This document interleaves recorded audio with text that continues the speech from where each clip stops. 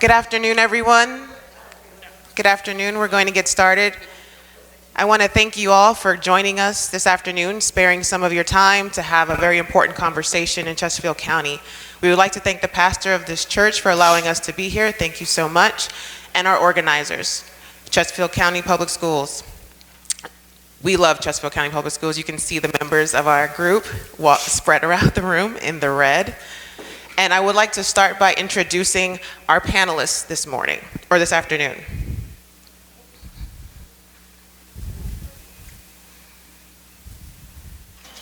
This is just the agenda we're going to follow so that you understand. We're going to have a short intermission as we transition from panelists from this conversation to the next conversation. So you'll have an opportunity to meet and greet our panelists after they're done. So the first topic is going to be about truth and education. And what we're focusing on in that conversation is about censorship. We're talking about book banning. We're talking about the inherently divisive concepts that our governor is scared of at the moment. And we're going to talk about disinformation. How do we prevent or control the spread of the truth versus the disinformation in our communities? Oops, excuse me, I went too fast. Our first panelist is Dr. Latorial Faison. She is a 27-year military spouse married to Colonel Faison. He is joining us today. They have 3 sons. Dr. Faison's a poet, an author, an educator, and an independent scholar who currently serves on the faculty at one of our HBCUs, Virginia State University. Dr. Faison is a Southampton County, Virginia native. She holds a Bachelor's of Arts in English Literature from the University of Virginia and a Master's in English Lit from Virginia Tech. Dr. Faison is also a published author whose writing and research focus on literacy, education, diversity, equity, inclusion, race, and culture. She has spearheaded and edited 2 junior anthologies in Virginia Public Schools and has spent the last 2 decades as a teacher, teaching artists promoting poetry, reading, and literacy, as well as providing poetry readings and creative writing seminars in schools and communities. Ladies and gentlemen, Dr. Latorial Faison. Our next panelist grew up in Princeton, West Virginia, and received his undergraduate degree in business administration from Concord College. He has graduate degrees in law from Washington and Lee University, library science from North Carolina Central University, and public administration from the University of North Carolina, Chapel Hill. He is currently the director of the Appomattox Regional Library System, headquartered in Hopewell, Virginia, and is the current chair of the Virginia Library Association for Intellectual Freedom Committee. Thank you. Meet Mr. Brian Manning. Our next panelist is Pat Hunter Jordan. She currently serves as the president of the Hanover County NAACP. She has previously served as a member, chairman, and vice president. Before retiring, she was a director of the USO at the Richmond International Airport. Her duties included overseeing the construction of the site, staffing, and securing of funding to open and operate the center for troops coming through the airport. As a retired vet, I always stopped at the VSO, so I appreciate it. She was elected as the first African-American woman district governor for Toastmasters International in the state of Virginia, and the first African-American woman international director elected to the state of Virginia, to serve the state of Virginia South through a portion of Texas. She is a mother of 2 sons, and she is also chairman of her outreach ministry at her church. Let's introduce you. Thank you, Pat Hunter Jordan.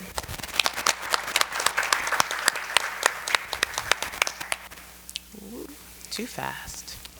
Next, we have Dr. Greg Smithers. Dr. Smithers is a professor of American history, an eminent scholar at Virginia Commonwealth University, and a British Academy Global Professor at the University of Hull in England. His research focuses on Cherokee and Southeastern Indigenous history, as well as gender, sexuality, racial, and environmental history. His latest book is Reclaiming 2 Spirits: Sexuality, Spiritual Renewal, and Sovereignty in Native America. Thank you, Dr. Greg Smithers.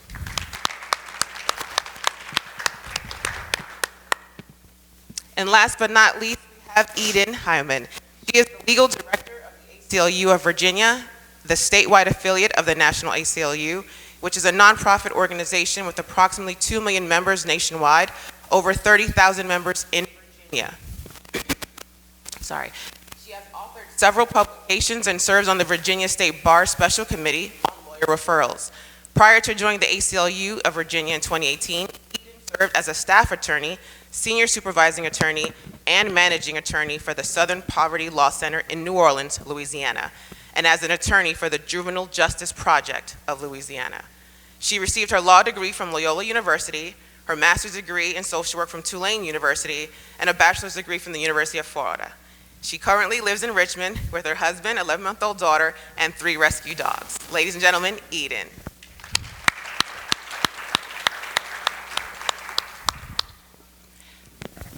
So before we begin, I would like to give each panelist an opportunity to open the floor and set the stage for the conversation. So we'll start with Dr. Smithers.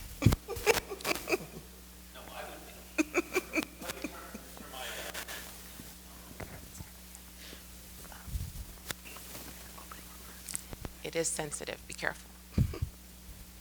Can you hear me? Awesome. Hey, I didn't know you were going to throw me under the bus there. I'm not driving it. Let me pull up my notes here. Thank you all for coming. Thank you for the invitation. It's lovely to be here, and it's lovely to see so many concerned members of the public, as we should be. There are big issues that we should be concerned about at the moment, and this is one of them. Thinking about this yesterday afternoon, I was mind cast back to a class that I started teaching about 15 years ago now, that deals with the intellectual history of North America. And in thinking back on that class and the responses that students often have to that class, is the sort of central point the central memory that came up to me in thinking back on that was, well, why does this keep happening? Sort of these cycles of fear and hate and anxiety and targeting of particular groups. The students feel both, in the words of one of them not that long ago, ripped off that they didn't hear about this sooner in life, and also really angry that this keeps happening. Why is it that we don't seem to learn anything from the past? And so, sort of sitting with my dog, who, as I mentioned to one of my panelists, likes to come to my feet straight away when I call her, I was thinking about some of these moments and what they have in common with the current moment. And so I began in the 16th century. Right, I'm a historian, so I'm that guy you don't invite to the party because I bring up all these really antiquated ideas and events. And 1560s, right? Spanish colonialism, particularly Spanish priests, were burning Mayan documents in the 1560s because those sacred texts contained information that was contrary to Catholic doctrine and ideas in the 16th century. And in particular, in addition to targeting those texts, as I talk about in my most recent book, they were targeting people we know today as two-spirited, the knowledge keepers within many of these communities. They were targeting not only with silencing, but they were targeting with genocidal levels of violence. So this was the first example that came back to mind, talking to students about this. The second was from the 17th century in the 1630s and 40s, when in New England there was a whole slew of books that were published and banned. The first of which was Thomas Morton's The New English Canaan. Why was the book banned? Well, it contained information about the ulterior motives of some of the New England founders and their hypocrisies that they brought with them to the New World.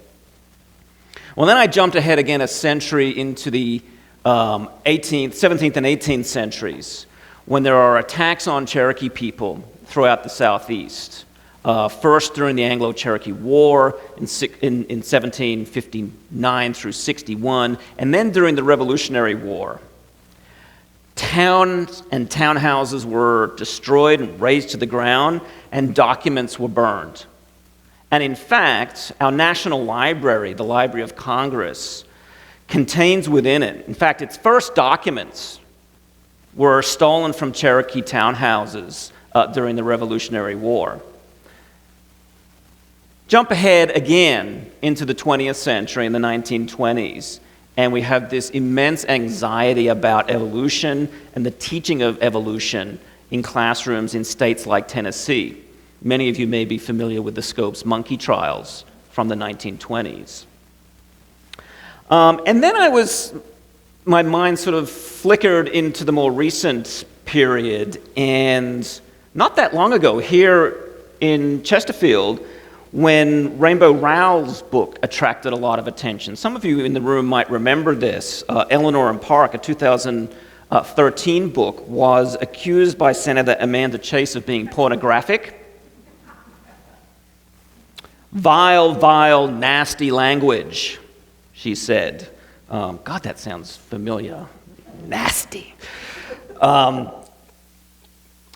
then, to the very recent, our current time, in fact, the governor has until April 11th, and some of the other panelists may talk about this, SB 656, Siobhan Donovan, who's introduced a bill about sexually explicit content, which looks an awful lot like Florida's Don't Say Gay law that recently passed. And so I'm going through all of these, flipping through the centuries here, and I'm like, what does all of this have in common? And I'm an Indigenous historian, and the thing that struck me again and again and again, within their own particular context, is the anxieties and fears that large segments of white people have. As one Native elder recently told me, white people keep taking our stuff and then trying to kill us.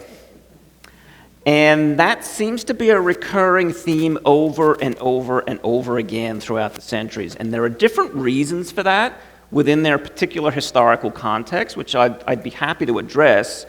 But this seems to be one of those moments then that we're in right now. This great fear of sharing power and knowledge and the distribution, the fair distribution of wealth and social justice measures seems to be of incredible concern, and people are lashing out in this particular prejudicial way. Thank you, Dr. Smithers. That's a great opening. That gives a great segue for Eden to give us her thoughts on the opening thoughts. So it should just be opening thoughts on the subject of the censorship or the divisive concepts. I thought I was going to be left. I'm kidding. I thought you were going to work your way this way. I am. So just to be coming to you. That's a hard act to follow over there. You know, I have a few thoughts I wanted to kind of just start opening with, which I think to put a lot of this into context. You know, I'm approaching this as a lawyer, not as an academic. So first I want to say, like, Virginia is in a very unique spot. I moved here about 4 years ago from Louisiana, and I think one of the things that surprised me initially about Virginia was how politically charged it is, probably more so than any other place I've lived in my life. And I think the reason why, for whatever reason, is that Virginia is right now kind of ground zero for a lot of the culture wars happening across the country. And I think the idea is that the narrative that wins in Virginia can win the narrative for the country, right? We are the bellwether, if you will, for the rest of the nation. And that's a lot of power to have in one state, right? And so that also puts a lot of importance on the work that we do here to make sure that that if there are, you know, strategies and things that happen here, we try to, you know, to nip them in the bud before they replicate and you know, spread throughout the country in a way that causes more serious damage beyond just in our state. So that's one issue I want to kind of quickly flag is really where Virginia is and the role of Virginia in this piece. The second thing I wanted to talk about is the law on these issues. They are constantly evolving. You know, I think it's nice to think about. We have a lot of people who will write to us for intakes at the ACLU, and they'll say, you know, this is happening and it violates my constitutional rights. And I'm like, oh, I wish everything was as clear cut as that. It's usually not. the law, even on book banning, is very unclear. The last major ruling on book banning by the U.S. Supreme Court was back in the 80s, and it was what's called a plurality opinion, meaning there was no majority opinion on it. They had to have several justices kind of concurred with each other to come up with a finding on it, but it is not considered a majority opinion.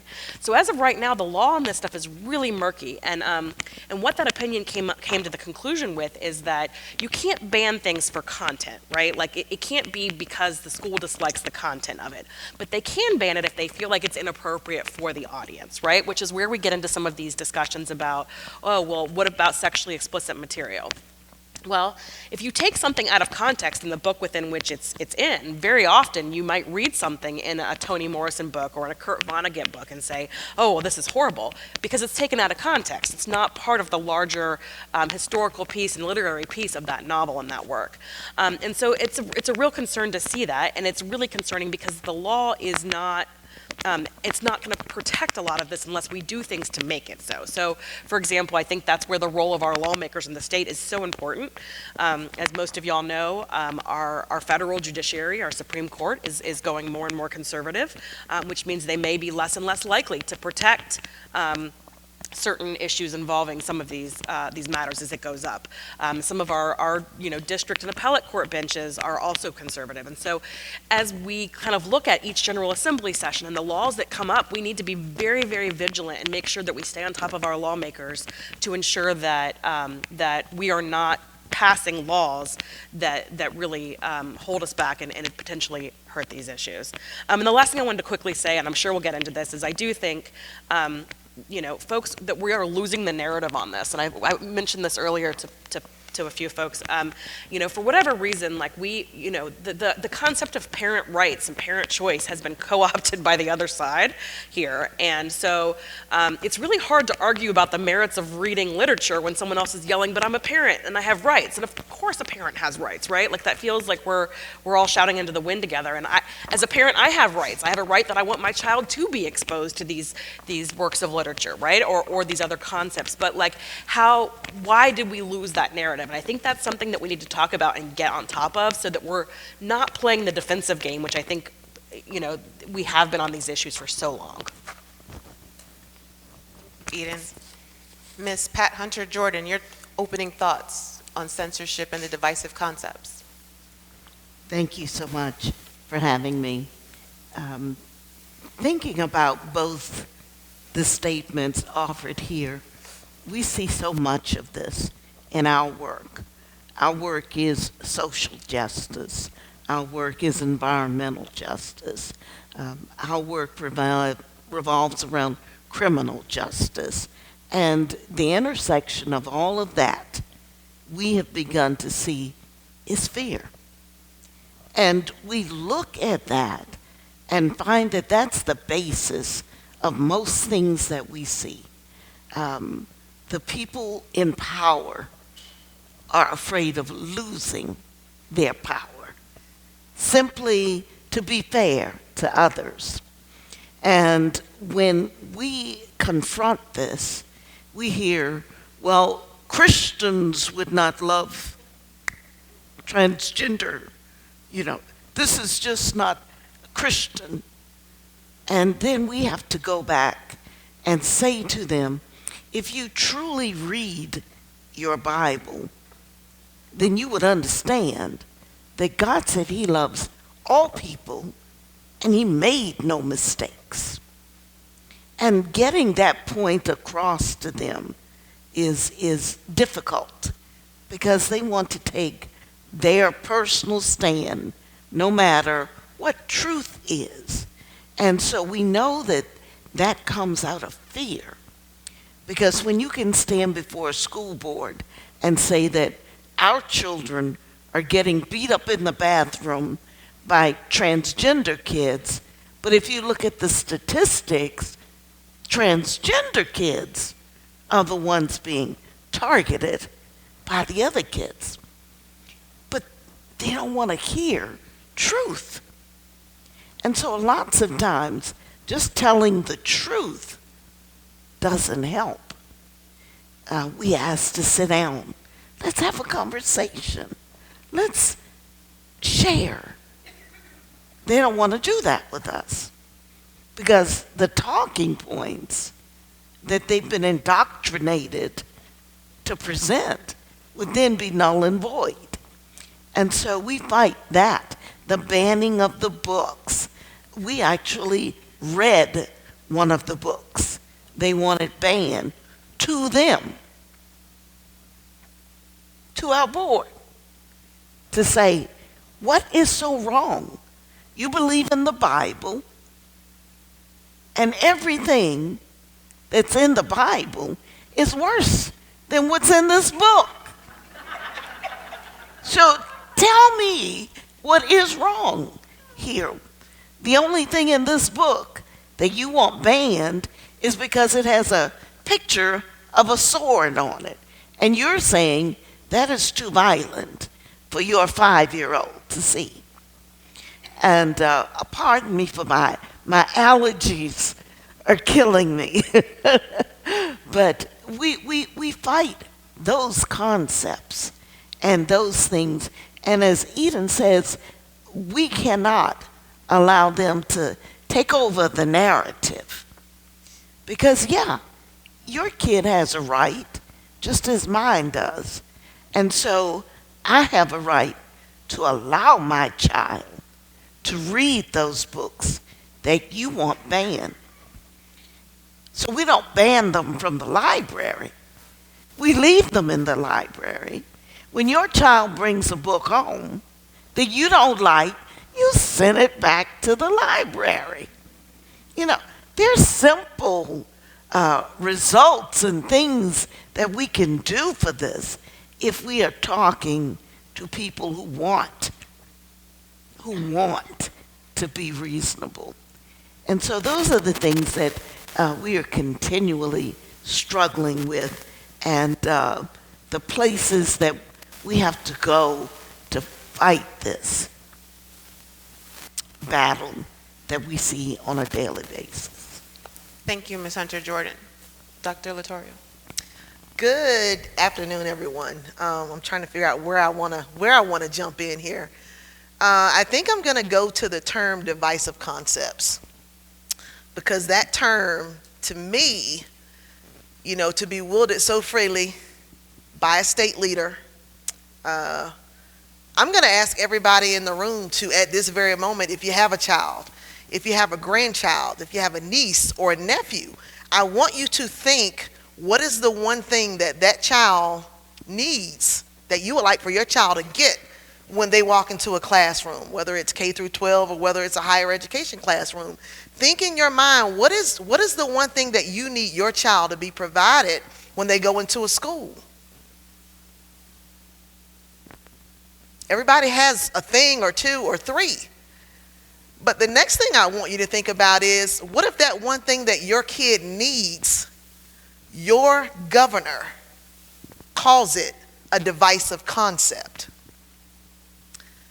As a black woman who's 48 years old, who has grown tired at 48 of explaining what black people need, explaining what I need, talking about what I did not get, but for the great teachers that I had growing up in Southampton County, predominantly, black teachers.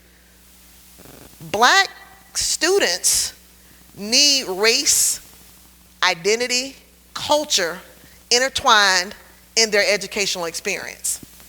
And for our governor and our leaders and our voters to decide that the one thing that a black child needs is divisive, it's not surprising, it's historic, it's traditional. They have never, the powers that be have never put any kind of real reform in place for African American students. I have researched it. I've gone down the list of reforms, the various acts and laws that have been put in place, but none of them have been put in place to directly address African American students. We have laws that have been, and reform that have been put in place for Native Americans. We have laws that have been put in place for Jewish Americans. And when we think about it, I think it was Justice Ruth Bader Ginsburg who said, anywhere decisions are being made, women need to be at the table. And in the same respect, anywhere education decisions are being made where African Americans are being concerned, African Americans need to be at the table. And it's the same with, various ethnicities and different types of groups that have been disenfranchised and discriminated against.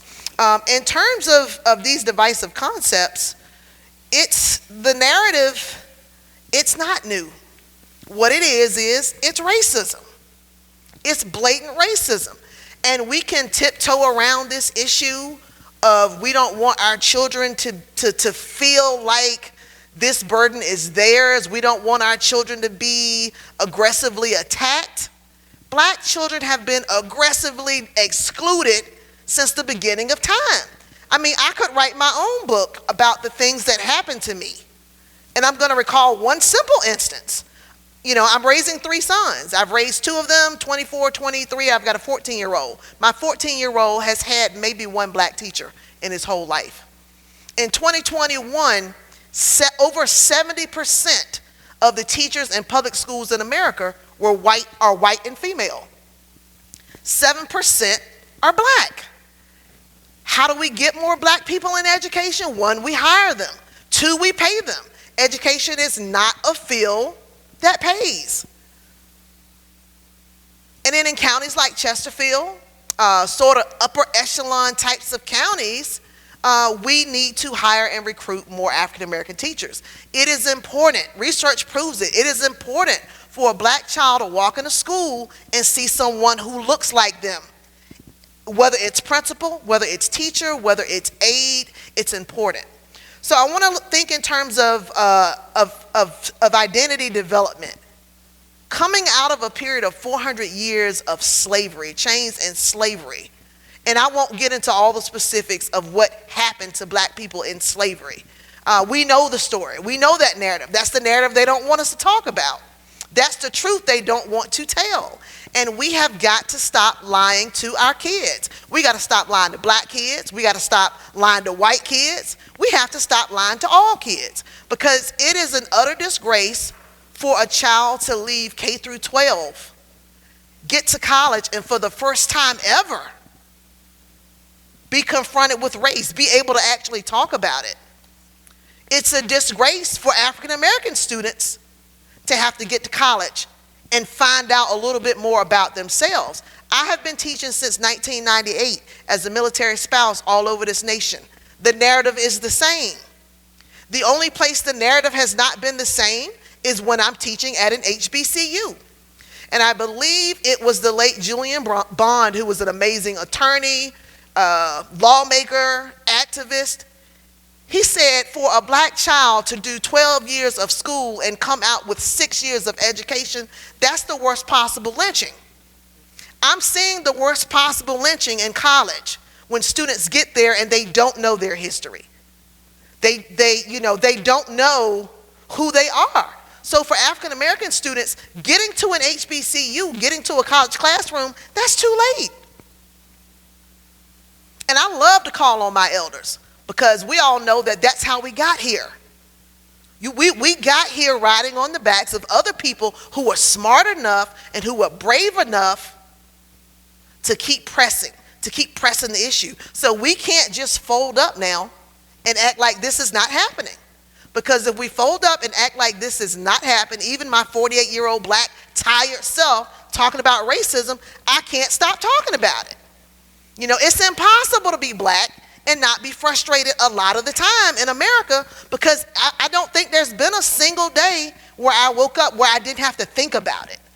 So what privilege is that for the rest of the world, the rest of the white world, to be able to get up every day and maybe just think about poverty, maybe just think about how I'm going to eat. But for a black person to get up every day and think about all the complexities of life, and on top of that be compounded by color, by race. So this is a very real conversation that we need to have, because what they are fighting, I've penned 3 books titled 28 Days of Poetry Celebrating Black History. It's a 3-volume collection. The first one was published back in, I believe, 2006. Maybe I might be wrong on the year. But the idea of creating those books was to be able to go into public schools, not just for little black girls and boys, but for everybody. And when I have gone into those schools for the last 15, 20 years, I have been welcomed by black teachers, white teachers, Asian teachers. We lived in Korea for 2 years. I took it there. When I'm in those schools, young people are eager to learn, no matter what color they are. They are eager to hear the truth. Some of these kids that are coming up are brighter than their parents know and realize. Truth be told, they have a little bit more sense than the adults who are making the rules. But it is very important that we are included and that we're including everyone. So diversity, equity, inclusion, it lumps in all groups, but my advocacy is still for the group of the African Americans. And we know what the black community looks like. I'm not a person who shies away from what black community looks like, what's happening in black community with the addictions. We can look at the 80s when crack ravaged black communities. If we look at that, this is a real story that we need to be talking about. In the 80s, crack ravaged black communities. And in the last decade, crystal meth has ravaged white communities. And I remember driving down through my county in Southampton and seeing all these get help if you have a crystal meth addiction. And we know why we see them, just like the signs that are out here saying Black Lives Matter, because finally an addiction is killing rich white kids. Where was that help? I'm going to say it because black people are always the last to get help. If something's going down in the community, we are suffering it the worst. So this target, these divisive concepts, it's really about us. It's really about race. Members of the LGBTQIA community are in there, but who will suffer the most if these leaders and this platform is able to pass? It's going to be the African American. And I'll stop right there for the moment. I'm so sorry that you have to follow Dr. Latoria. I must switch. I'm so happy that I'm going to be last.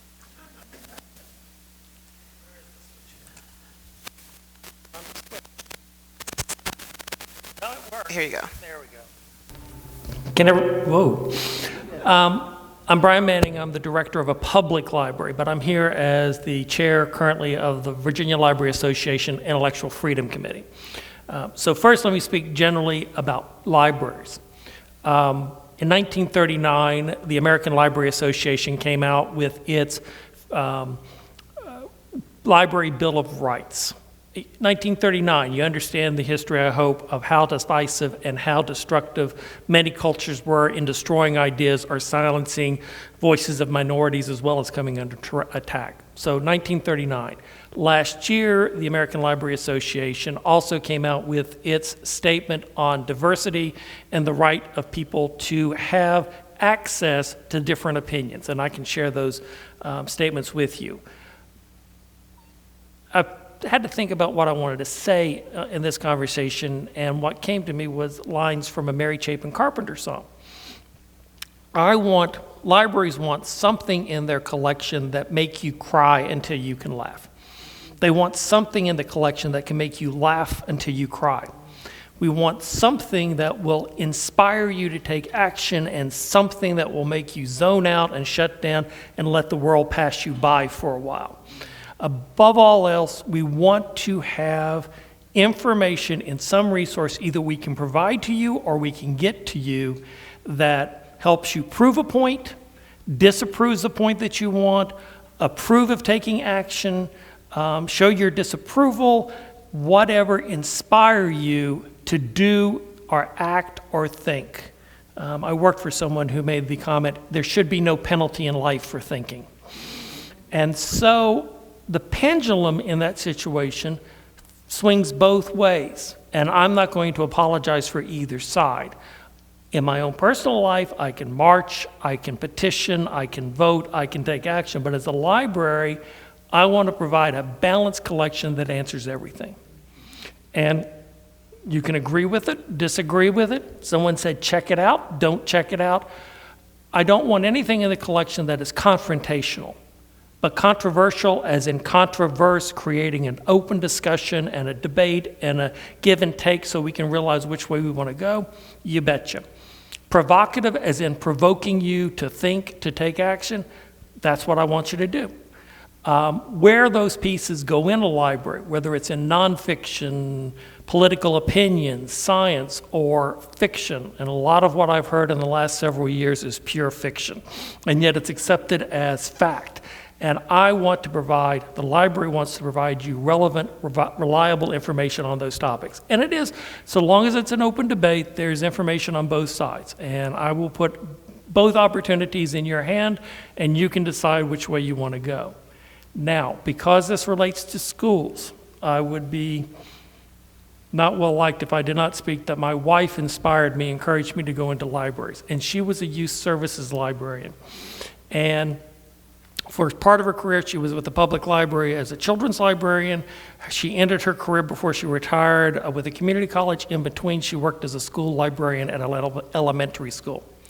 And let me tell you that all the principles that I just addressed as to how a library should have the information someone wants applies to school libraries, plus the school librarians I've known work themselves to death. The comment, other duties as assigned, takes on a whole new meaning with all the things that my wife had to do as a school librarian. And she had to fight for time for the children to come to the school library. Oh, and they can only come after they arrive on the bus before school starts, or they have to come after school's over, but they got to make the bus. When you have classes in your library, teach them how to use the library, but we're not going to give them a chance to come. So you want a school librarian and the school library to do all I said with relation to the student body at that school. But the school library shouldn't, and I would not support shying away from that other side of the conversation. If all we're going to have is one side of the conversation, that's not a library. It needs to be both sides so people can go back and forth and learn from each other and develop opinions. That's it. Thank you. Listening to all of you in your opening statements, I heard a common theme regarding fear, right? That some of the ideas behind book banning or parental choice or the disinformation stems from a level of fear that the community is feeling. The fear that we're taking their choices away. That's why they're screaming parental choice. They're trying to exercise their freedom of speech, but someone would say it's hate speech. We allow hate speech. So your perspective in the areas that you're working in, your opinion on how do we combat the fear? And that's not an answer, but that problem that we have, right?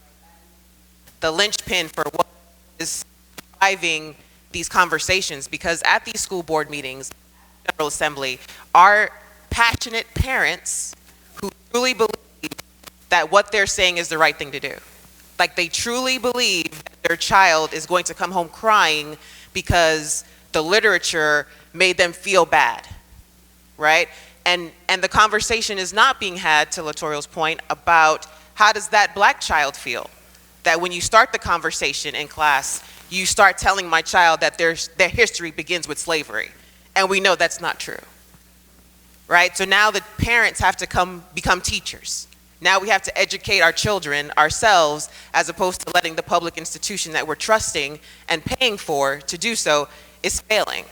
But if we can combat the fear, so just a little bit of your thoughts, whoever would like to go first, on how do we combat the fear? Because I think that's the essence of our problem right now. Brian. As I ended. Again, from schools, the whole point of teaching, going back to my wife, every year or so there'd be a new acronym and a new theme of how they were going to educate the children. But in the most recent years, it's always come down to critical thinking, that we aren't supposed to teach by rote, memorize this, and that's the answer, and go with it. They're supposed to be able to look at concepts from the early age all the way, certainly through high school. And by the way, I hated being a team player in group projects. But working together to come up with the final solution requires us to have the open conversation back and forth. So yes, people are going to get upset about different things, but I can't remember which of this panel mentioned, certain groups are cherry picking this page or this word or this look, and from a library perspective, of a intellectual freedom perspective, you have to look at the whole body. Now, does that mean everything belongs in a library? No, because some stuff is crap. But you want to buy quality or provide quality information that has that whole story. The whole body of the work needs to start that conversation. And I'm sorry, parents have to talk to their children. Parents have to have this conversation and not silence the conversation because it makes you feel bad or makes you feel icky. I do not have children. I know that if I had children, they would have been perfect. They would have put all your children to shame. But the thing is, you need to occasionally talk to your children. What did you learn? And here, this is not a speaking of society or in general, but we've lost a lot of that opportunity of sitting down with the dinner table. What did you learn today? What would you talk about? I can't help it. How you get to meet your children, interact. I can't get my nephews to stop texting me when they're just 2 feet away from me. So, but we have to have that conversation, even if it does upset us somewhat. I'm sorry. Anyone else? Go ahead. I'll add to that. For me, we dispel fear early on in life. If we wait, it becomes more difficult. And so I've talked to a lot of our white allies and said, yeah, you're allies now. But when you have your outings with your kids, how many black children are going with you?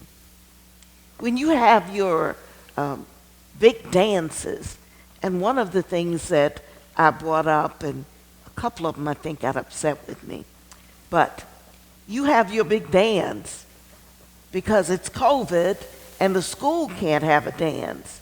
So you rent out your country club and you had your dance. How many people of color, students of color, did you invite to be there? And so you've got to teach your kids when they start young that this is the world that we live in. It is not a separate world where you have all your white friends and you do all of these things, but you say, I'm an ally. And I believe, and I'm going to teach my kids that they should be fair. But we teach through demonstrating what we're saying. So we can say all we want, that we should be fair.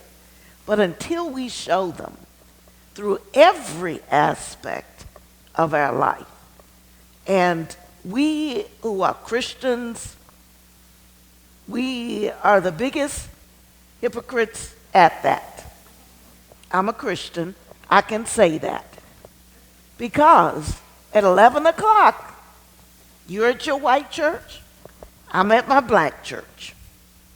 Okay? So until we stop, we put those barriers down, then that fear is going to remain there. And we've got to become intentional. That's my buzzword for the year.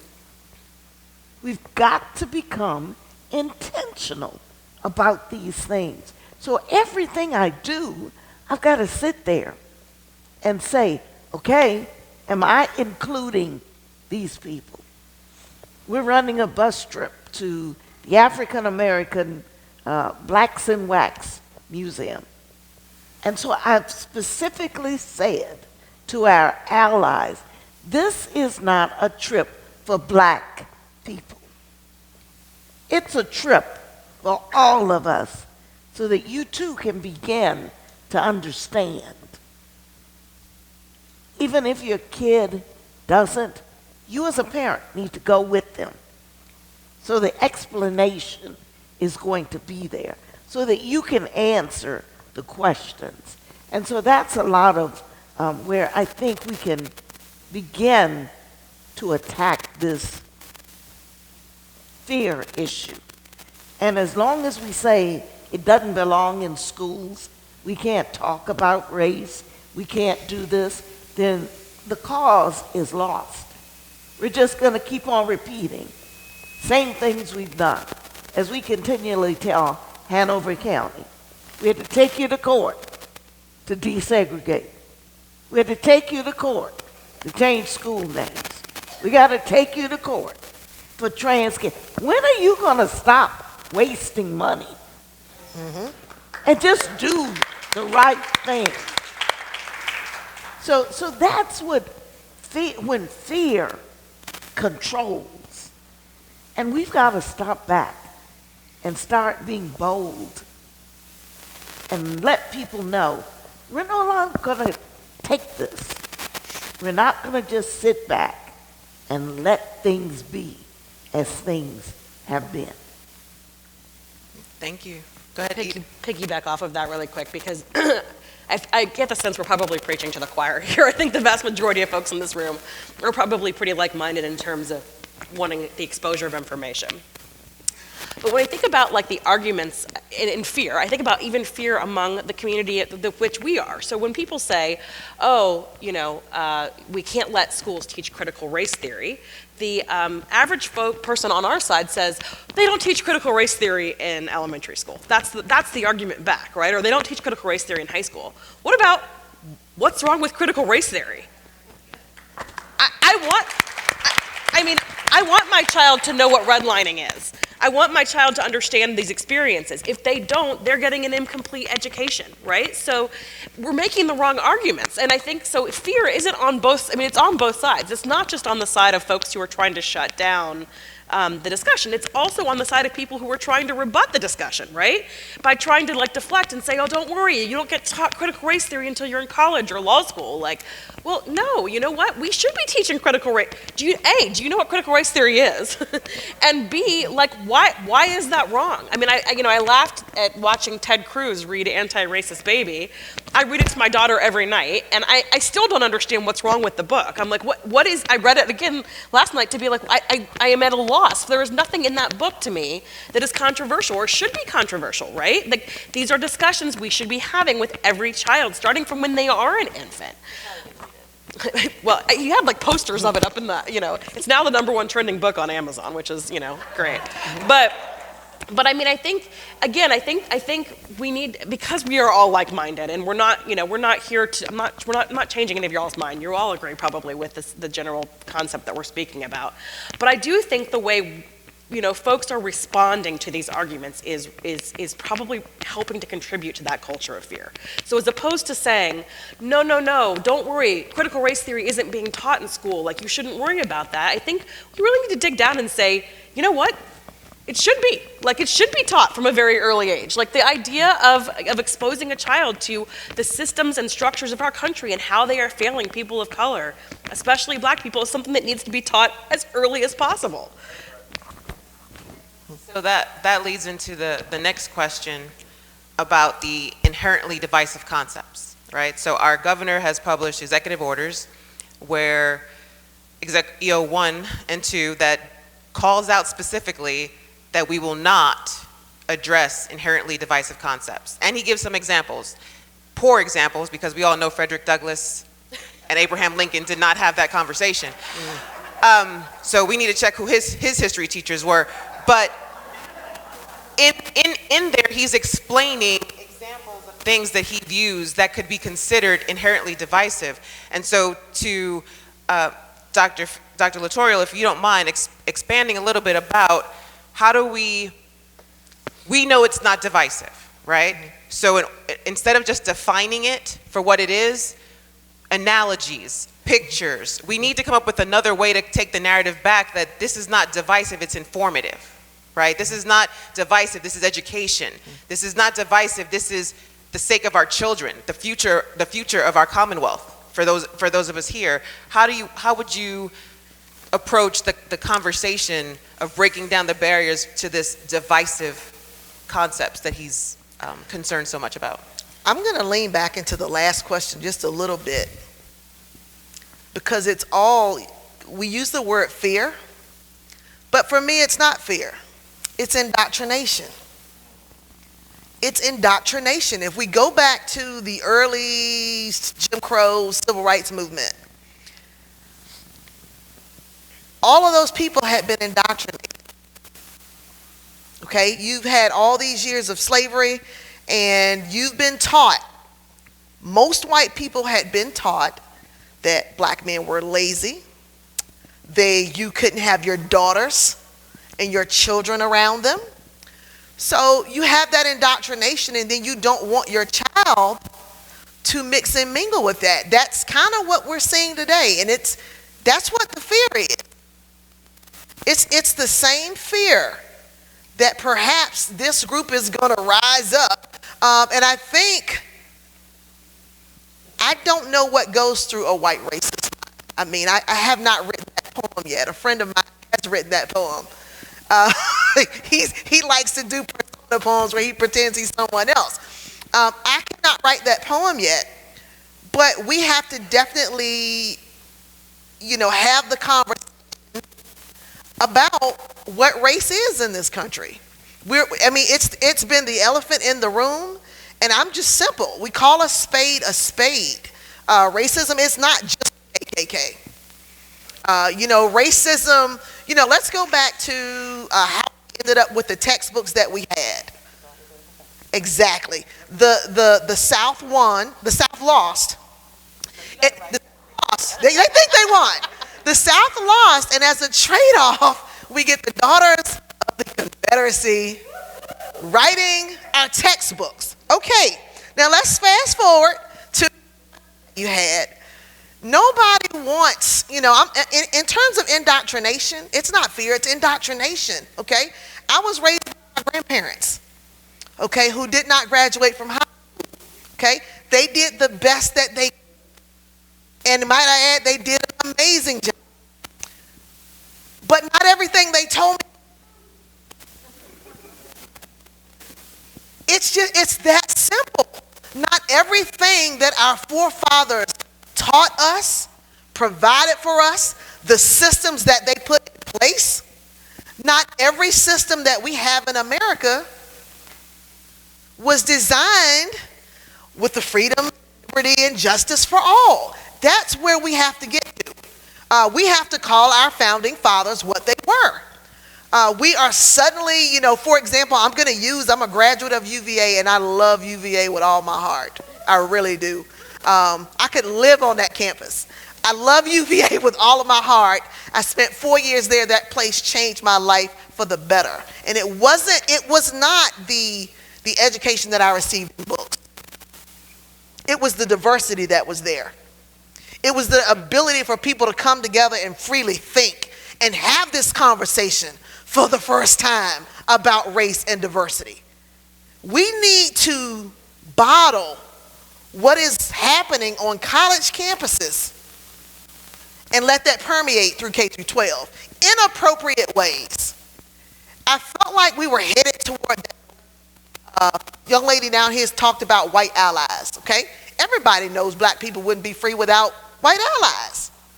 Freedom fighters, freedom riders, people who worked on the Underground Railroad. That Underground Railroad still exists. And I want to thank every white person in the room, because if you are here, you're an ally. If you are here, you are a freedom fighter. This is what has to permeate. It's not our children or the people in the room that we're worried about. It's how do we reach these other people? Frederick Douglass had a quote that went something like this: "It's easier to raise strong kids than to repair broken men." This challenge that we face today, it's twofold. We have a task on how we're going to deal with the nation's kids. K through 12, that's our responsibility. I just told you my grandparents did not have a high school diploma. They trusted that my education system was doing the best it could to educate me. And I dare say Southampton County Public Schools did a great job, because I went to 3 of the best universities in Virginia. That's what we're facing. How do we deal with the kids? How do we deal with these grown-ups? Now, I don't know if Frederick Douglass would say, forget the grown-ups and let's deal with the kids. And that's why we're here. But when you have parents who are at school board meetings yelling and irate and really setting an example that is unbecoming to their own children, I don't know how we combat that. In terms of our governor, and I know this is being streamed live, he is either ignorant or being ill-advised. How do you make it this far? You know, and there's some part of me that thinks, like our last president, that he's playing with his own constituents. And that's a terrible thing, because I don't like for this to get lost in the discussion. I like to tell people that, you know, I know you hear a lot about African Americans and LGBTQI people, and we're always talking about what we need and what we want, but there is a group that also does not get support. That's the white poor group. The white, poor, uneducated group. And if we can get to that group to let them know that their cause is our cause and our cause is their cause, and that they cannot allow politicians to use them, to take advantage of them. And that's education, that's literacy, that's, you know, we've got to find a way to reach that group. And it's talking, it's in our neighborhood. And I know we go to our own little spaces and we kind of don't want to deal with these people because, as I said before, I'm black and tired. But if you keep inviting me to these events, I'll keep showing up, because that is how I was raised. Black people have had to have conversations with their children. You know, if Ruby Bridges, I think there was a meme going around, if Ruby Bridges was old enough to experience it, You're old enough to learn about it. everybody else is old enough to learn about it. And I, you know, from the time I grew up, I can remember my grandparents teaching me that you got to do this, you have to do this as a black person. It's very real when black parents teach students like, or people like Ketanji Brown Jackson, like, what's the big deal with her, okay? We're not going to waste time trying to help people understand what the big deal is, because good, conscious people know what the big deal is. Good, conscious people know what it's been like, if you've been paying attention, if you've read any good books, if they've been allowed in your child's school, if they've had any black teachers. They know what the big deal is. And not only do they know what the big deal is, they want to know. So that group that I mentioned, they don't want to know. It's not fear, it's indoctrination. The biggest thing with those statues was we removed those statues and our forefathers, that history is gone. It means that we have to admit that we lost. This was a fight for the nation. The Civil War was a war about fighting for the nation. Freedom and justice for all. That's what we're up against right now. This is a war for the nation. Do we want the numbers of our unlearned public to grow? Or do we want to start teaching? So sounds like we not only have K through 12 to combat, but we have higher ed to combat. We have vocational education to combat. I talk this talk all the time. I'm not afraid to talk race talk. You cannot be afraid to talk race talk, because what I know at the end of the day is nobody can tell me the experiences that I have had. I could keep you up all night telling you how some white person tried to disenfranchise me. 4th grade, white woman walks into my classroom. She asked my teacher, Miss Tabor, who I still remember, a black female teacher, she says, I'm not going to call a person's name, but she says, I need this student. My black teacher says, okay, what do you need her for? My black teacher knew what she needed her for, okay? Because this is the gifted coordinator for the county. She walks into this classroom in a county where the students are 50% black, and she says, I need this one little white girl. And my black teacher says, well, we have several students in this classroom who need to be tested. Several, black and white. As a result of that, I'm in the gifted program, and we all know what happens in the gifted program. These kids get exposed to so much more, But had that teacher not stood up for me, and there have been times where white teachers have stood up for me. You know, I'm 48, but I had one of my white teachers, my white biology teacher, took a screenshot of a letter that she wrote for me when I was applying to UVA. I got emotional. She was a white ally. So we have to, black allies, white allies, team up.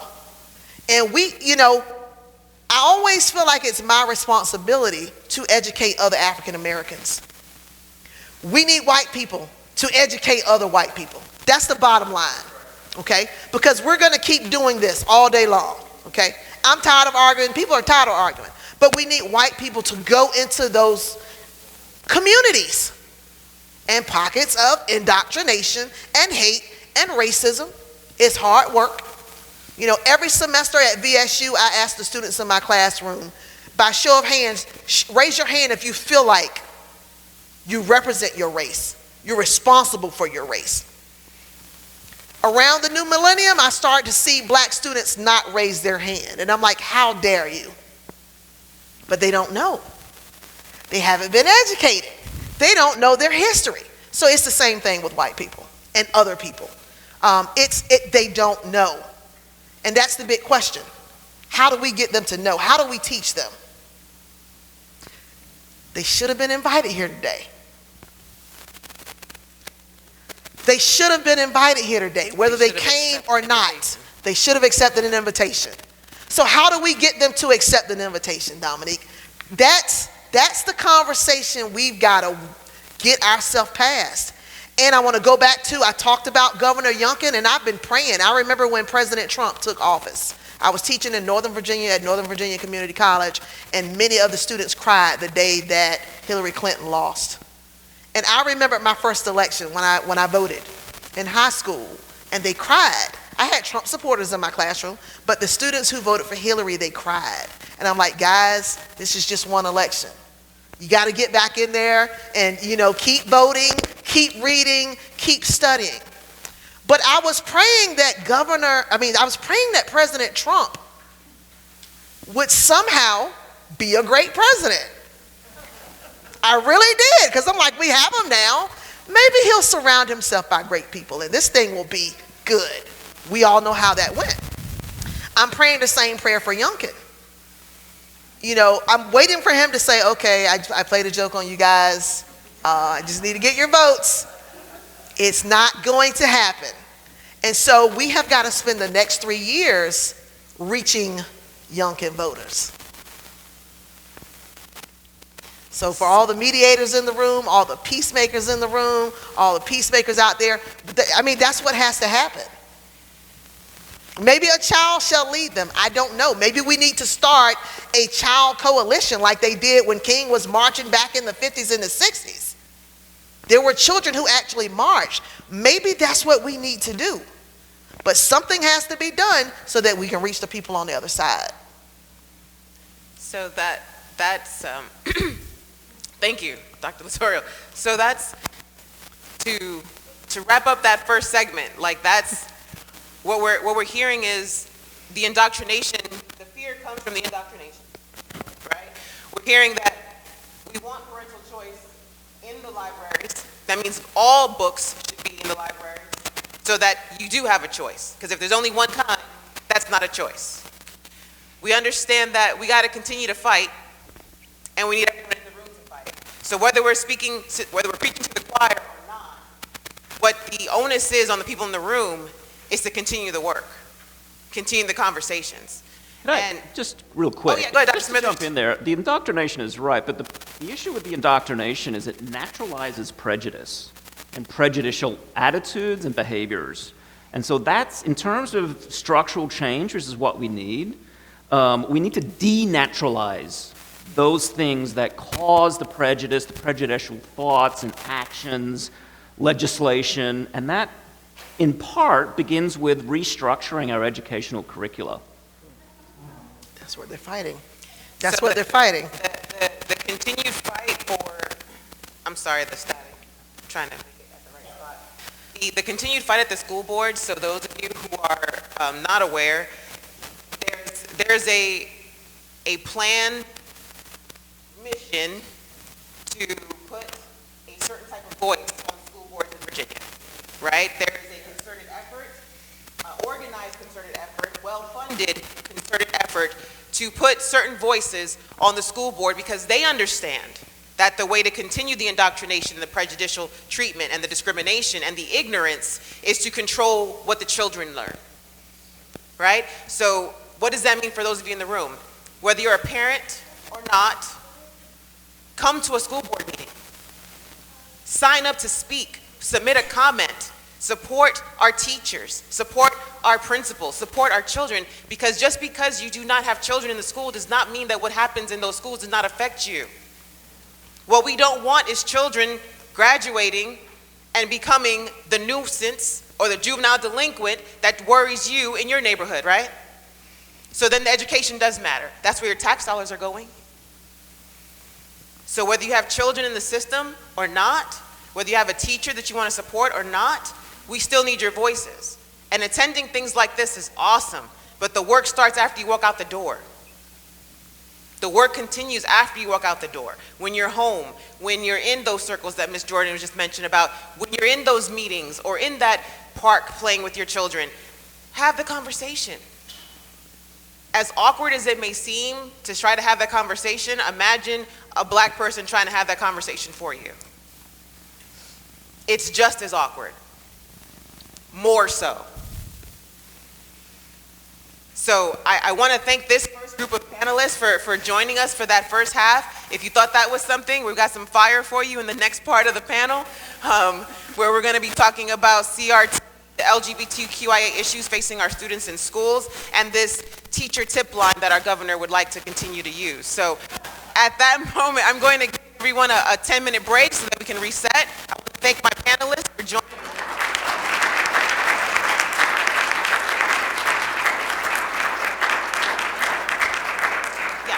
So if they're going to stick around for a little bit, so if you would like to speak to them, I know we have the radio station in the back that would like to talk to some of you, so if you guys don't mind just leaving immediately, so you can go get an interview done, I'd appreciate that. Thank you. We'll take a break for about 10 minutes. Thank you.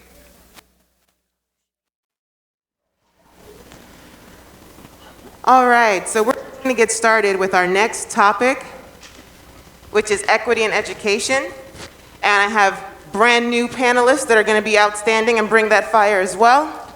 So let's start with introductions. I'm going to back up a little bit.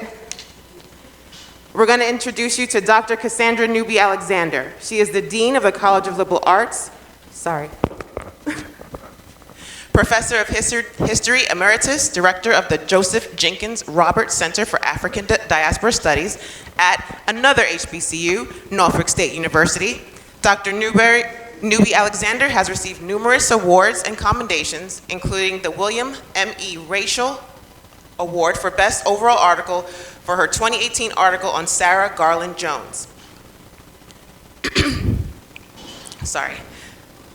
In the Virginia Magazine of History and Biography, the Distinguished Service Award on behalf of the 400 Years of African American History Commission, the Juneteenth Organization Junie Award for Outstanding Historical Research, and the 2019 Humanitarian Award from the Virginia Center for Inclusive Communities.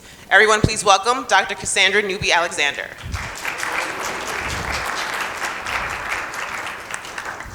Next we have Christine Melendez. She is the first Latina president of the Chesterfield Education Association.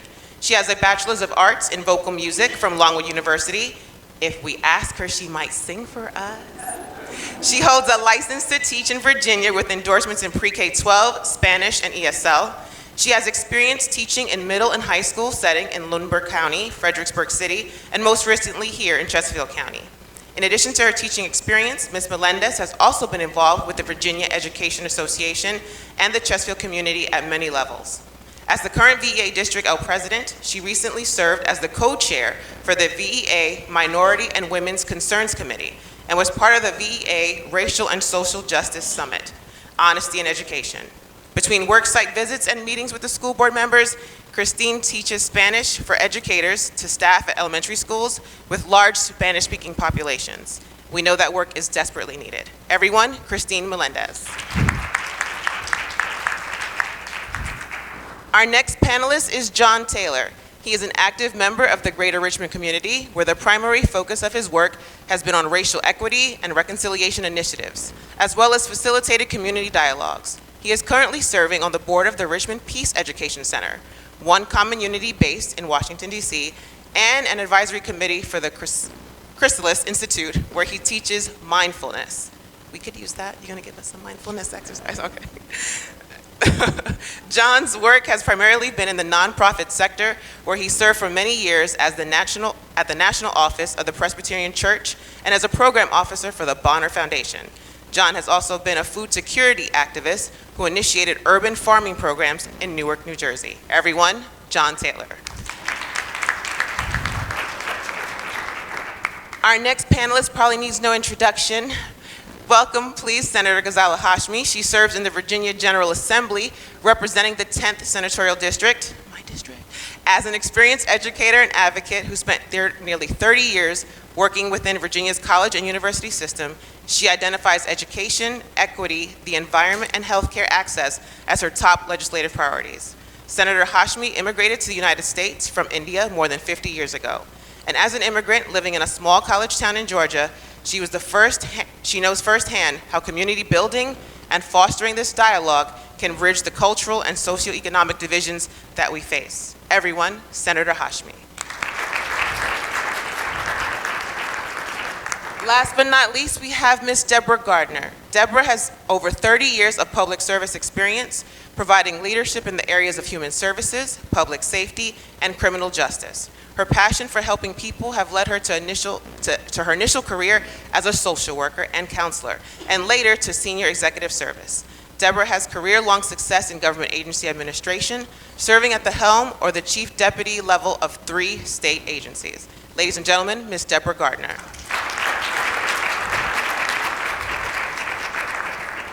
So as I did with the first panel, this topic of conversation is related to, again, our newly elected governor has decided to not demonstrate a willingness to accept everyone in his community, everyone in the Commonwealth. So here we have CRT, critical race theory. Here we have LGBTQIA issues that have to be fought and legislated as opposed to making it a human right. And then on top of all of that, he decided to build a tattletale line to tell on our teachers if they dare to step outside of the boundaries of his executive order. So we're going to start with Ms. Melendez to give us any comments regarding the teacher tip line, her opening comments, teacher tip line, CRT, or LGBTQIA issues. Awesome. I'm so glad I get to start. So I'm going to approach, sorry, I guess the microphone's a little off. Is that better? There we go. As the union president for the last almost year now, I think all of these issues come to a head when we talk about educators as laborers.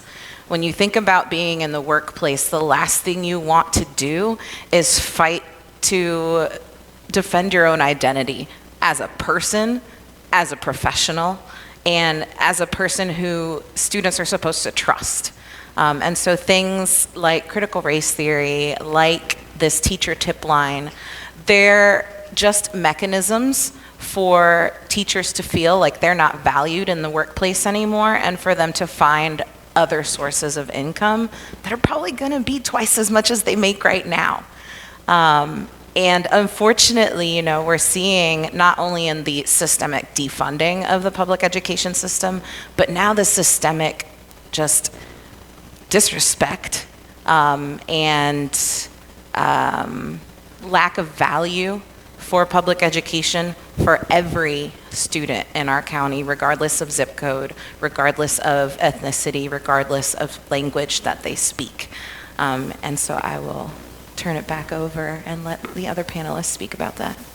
Ms. Gardner. Can you hear me? Yes, ma'am. Thank you. First of all, I want to thank you guys for being here today. You could be doing many things with your Saturday afternoon, but you chose to be here and to be advocates for our kids and for our schools. And I want to thank our host for inviting me. I guess when I was preparing to come over, I was listening to Joe Biden's speech in Poland. And he started off his speech with the quote, be not afraid. And he said that, that came from the Pope, John Paul, the Pope of Poland. But he also got that from the Bible. And I think our last panel talked about fear. But what I want to add to that is when we talk about CRT, when we talk about diversity, when we talk about equity and equality, it is about that fear. It's about, like our other panel said, it's about that indoctrination. And what we need to do, I think it's also about pulling that curtain back on the truth of that indoctrination. And I think that's where that fear stems from. It stems from the truth, and the truth hurts. So if we talk about history, if we talk about diversity, then that's gonna be just like the Wizard of Oz when they pulled the curtain back. You've been lying to us. You've been lying to yourselves. You've been lying to your children. You've been lying to society, and you don't want to admit the truth. So I think that's where that fear comes from, is from the truth really hurts. So what we have to do is band together and make those difficult conversations. When we talk about CRT, I think it was Eden who said, have you ever asked any of those people who are talking about CRT, what is CRT? If you do, they cannot tell you. It's not new. They're talking about it like it's new. It's been around for 50 years. And yes, it did start as critical legal theory, not critical race theory. But some person out there who wanted to stoke racism and fear decided, okay, this is the new boogeyman. So we're going to put out some talking points, we're going to give them a new boogeyman, and now it's critical race theory. But we need to have those conversations. And I agree with Eden when she said, we have lost that narrative. You've seen my background. I actually ran for the House of Delegates in the 21 cycle. And none of us running had the answer to when people brought up CRT. Because we wanted to go out and say, well, it's not being taught in our schools. But their definition of what they've created it is being taught in our schools. And it's history, people. It's just history. And we need to address those conversations. We need to call these people out. It all stems back to racism. It stems back to fear of the other, whether it's black people, brown people, LGBTQ people, it's fear of the other. And if we don't start having those conversations, I know we have allies, and we talked about that in the last panel, and most of the people here are allies, and we talk about how we're not racist. But we have to stop saying we're not racist, and we're not a racist, but we need to start being anti-racism. And when you become anti-racism, then you talk about it. Like the person said, you model it in your home. You don't shy away from going to your church and not their church. You don't shy away from saying to my friends who don't look like me, I'm not racist, but you don't talk to your friends who you know are racist. So what I would say is for us to combat some of these new buzzwords like CRT and divisive concepts, we've got to have those difficult conversations. We've got to have them with our children. We've got to have them with our friends. We've got to have them with our families. We've got to have them with our neighbors. So with that. Thank you, Deborah. We'll go to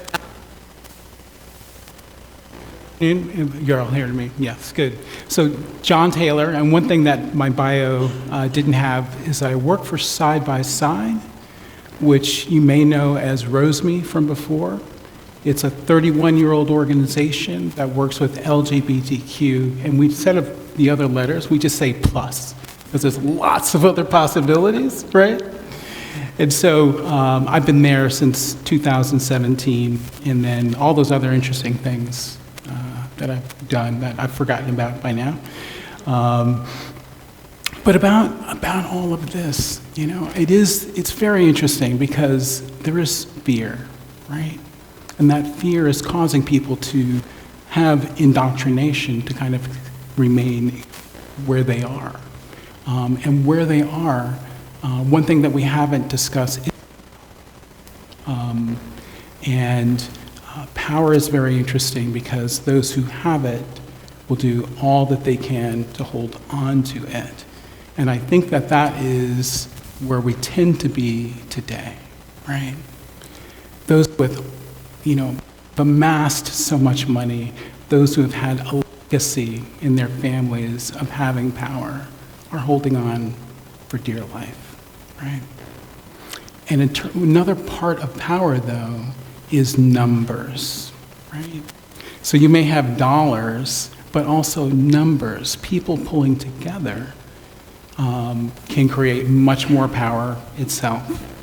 And part of this power, part of this fear, is to help divide people, right?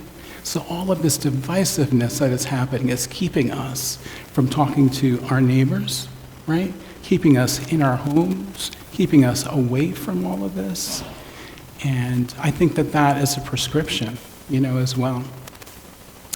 I've been a lifelong Democrat, and I can criticize, my fellow Democrats in a way because it seems like that we've pulled away from a major base, right?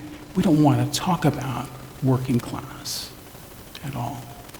We are preferencing the very, very wealthy, our corporations, and putting our attention there, much more than looking at our entire country as well. And so I think that there is, power can change, but we have to come together in order to do that. Enough of that soapbox. So about the LGBTQ plus, that's here. Much of what we do is support youth in our center and now also over Zoom. With the groups, the other part of what we do is community education. And we're out in the community, we're providing education and resources and training as well. It is evidence-based, right? We work hard to make it so. And essentially, what are we doing, right?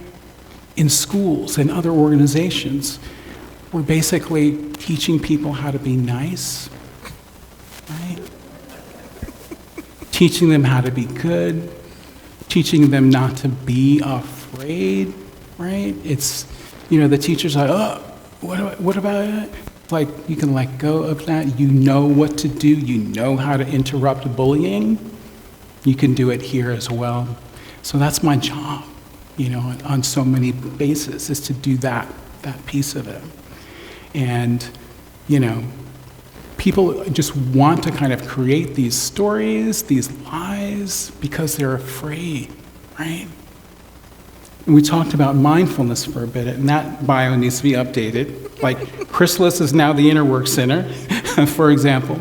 I teach mindful-based stress reduction, and one of the most important things that I teach is to teach people how to face what they fear, right?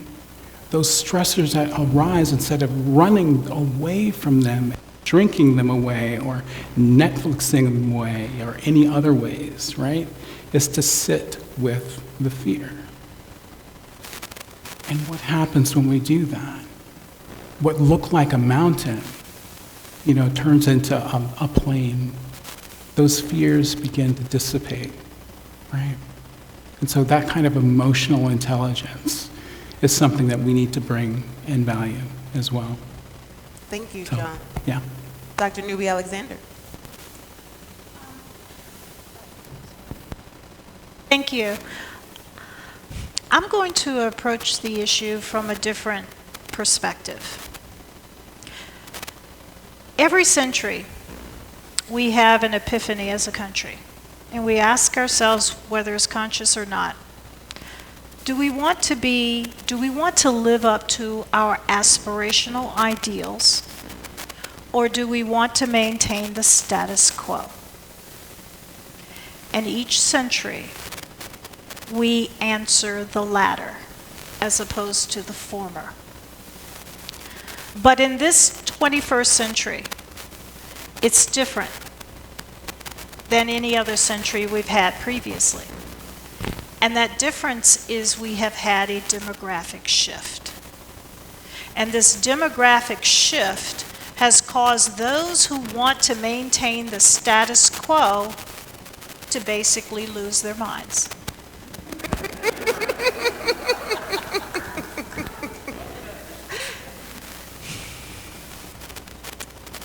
You know, our history is our history. And it does not matter how much we lie about it, run away from it, it follows us. It follows us in our physical and our cultural DNA. Our society has been a very violent society. It has taken over people's homes and destroyed communities and societies. It has engaged in human trafficking for over 300 years. And we have justified it. And we've gone to the point of trying to hide it from our public sphere rather than really acknowledging. And when you hide and you run from your past, you become in so many ways psychotic. And we have to make a decision. Do we want our democracy, our nation, to not only live up to its aspirational ideals, but do we want it to survive? And there are people in our country who would rather see the nation destroyed than to really live up to those aspirational ideals. And what we are seeing right now is just that. But who wants to stand in the gap? To be that voice to say, enough. You know, the governor issued as his first executive order, he told everyone that the one thing he fears the most is for our Commonwealth to live up to the aspirational ideals of this nation. That is what he said in that executive order. And he wants generations to continue to be ignorant and to swim in the hypocrisy and the stereotype and the ignorance of not knowing our history. And if you don't know it, then you don't understand who your neighbors are. You don't understand what is happening right now in society and why people react and behave the way they do. And I'm not just talking about African Americans, because truly, if you have lived in a society as repressive as Virginia has been for almost 400 years, actually over 400 years, if you lived in that society, it doesn't matter if you're part of the ruling classes, you do not have a voice.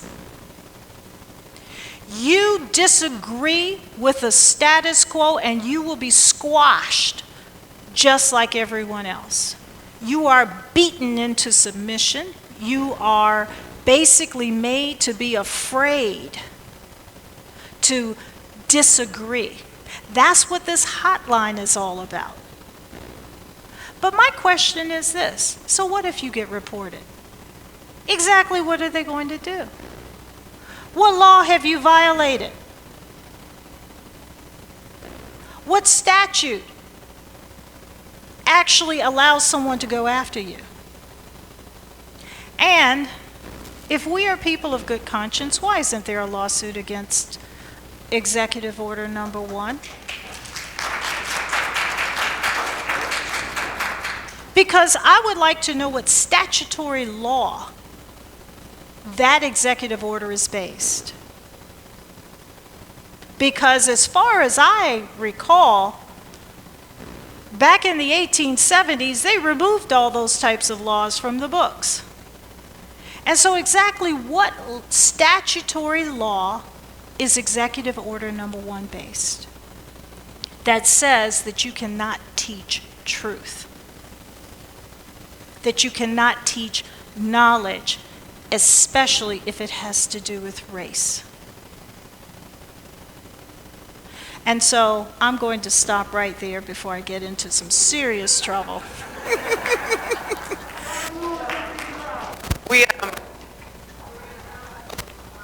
Senator Hashmi.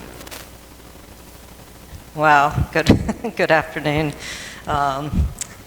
Well, first of all, I just want to thank everyone who's here. I want to thank the organizers who give us this opportunity to address such serious issues. And I especially want to thank anyone who is a teacher or is a teacher adjacent at this moment. I know the teachers have borne the brunt of so much of what is happening in these culture wars in the last 2 years, 3 years, and it's been extraordinarily challenging, and I am just in awe of the courage, the resilience, and the ways in which our teachers continue to support our students. So thank you for all that hard work. I'm approaching this afternoon with a bit of a challenge because I am an academic. I see a lot of the work that I do through an academic lens. I've spent 30 years in the college classroom grappling with a lot of these issues, studying and talking about race, teaching the history through our American literature. And now I'm in a very odd position of working in government, working in politics, and seeing it from the other side, encountering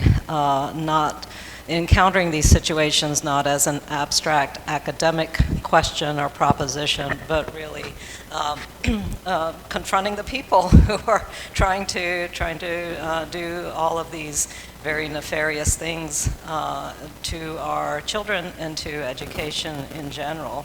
So I just want to talk a little bit about some of the ideas that we've already heard here. Executive Order 1, as horrible as it is, and appalling that we have a state leader who thinks that this is policy that ought to go forward in some way, but who also thinks that it is under his purview to issue an executive order of this kind.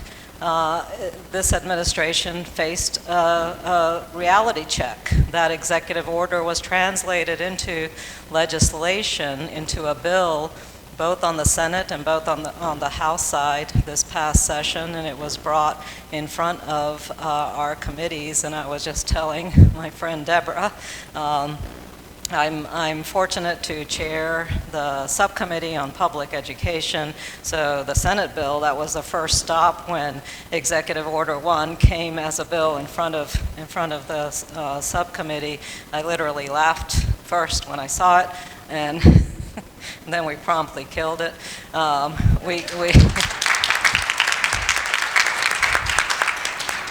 We recommended that it be passed by indefinitely in the subcommittee, and it was so done in the full committee and never made it to the floor of the Senate.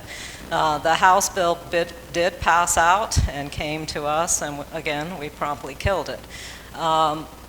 One of the questions that I had, and I had not just for the patrons of the bill, but also to our new Secretary of Education, to our new superintendent, to the governor himself, I've asked, what are inherently divisive concepts? And there's been no answer. There's just been, they can't even provide an example. And so when we sought to interrogate that idea, what exactly are you talking about? We're really, and we know what they're talking about. These are racist dog whistles. So anything that has to do with black history, immigrant history, LGBTQ ideas, these are so-called inherently divisive concepts because they disturb a certain kind of a person. And so if you can't define what it is you're seeking to stamp down, then perhaps you ought to sit down and actually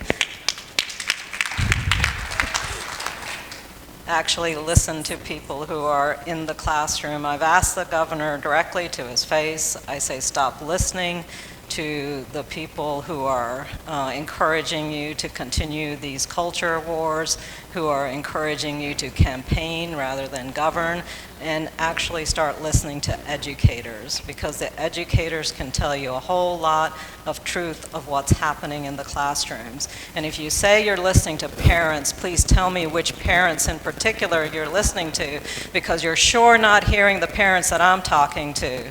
You're sure not hearing a whole host of parents who, first of all, value the kind of education their students are receiving, parents who want their students to have the full breadth of experience parents who understand that the purpose of education is to challenge and is to make us uncomfortable.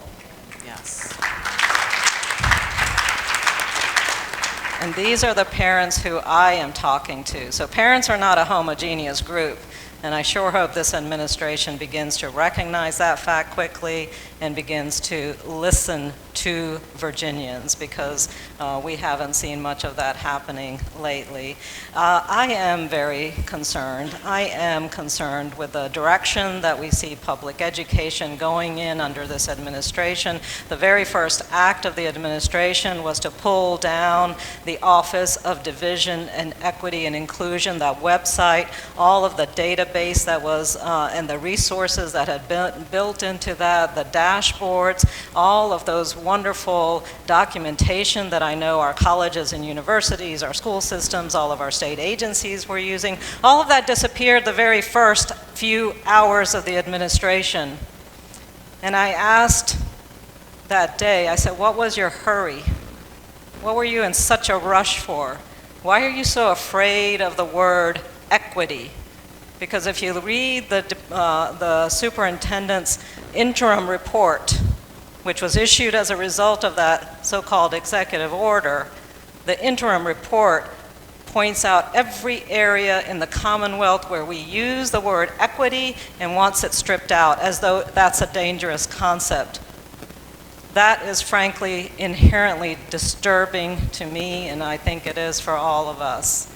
Because equity is not a four-letter word. Equity is the word, the concept, the idea, the goal that we ought to be striving for. And so we have a lot of work to do. We cannot remain silent. We have challenges coming every day now with the efforts that are being made in this administration. And it is not a time for silence, though that is what they want us to be. There are McCarthy-like impulses. We see this in the so-called snitch line. Well, I want a snitch line for everything else that is happening. So if you see abuse in your systems, if you're in the school and you're seeing abuse against your opportunity to speak and to represent or to protect the children you care about, I want us to snitch on that. I want us to talk publicly about what we're seeing. I want the media to appropriately cover this information.